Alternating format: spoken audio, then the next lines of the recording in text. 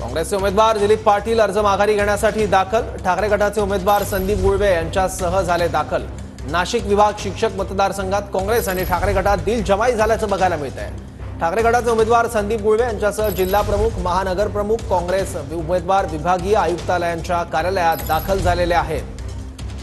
ठाकरे गटाचे उमेदवार संदीप गुळवेंसह दिलीप पाटील हे सुद्धा दाखल झालेले आहेत। नाशिक विभाग शिक्षक मतदारसंघात काँग्रेस आणि ठाकरे गटात दिलजमाई झाल्याचं बघायला मिळत आहे।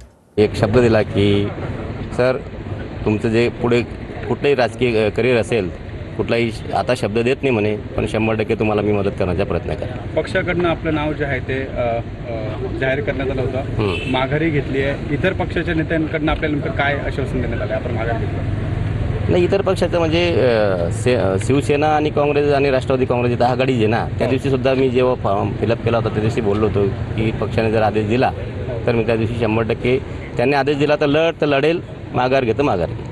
पण अगदी शेवटच्या क्षणी माघार घेतली आहे। नाही, शेवटचे सांगितलं ना मी, हे जे डिस्टन्स आहे पारोळा ते नाशिक हे 3.5-4 तासाचं डिस्टन्स असल्या कारणाने आणि मला आदेश उशिरा प्राप्त झाल्याने 10:30-11च्या दरम्यानमध्ये आदेश प्राप्त झाला। आदेश प्राप्त झाल्यानंतर मी तिथून निघालो, त्या थोडासा वेळ लागणारच आहे डिस्टन्स जास्त असल्यामुळे।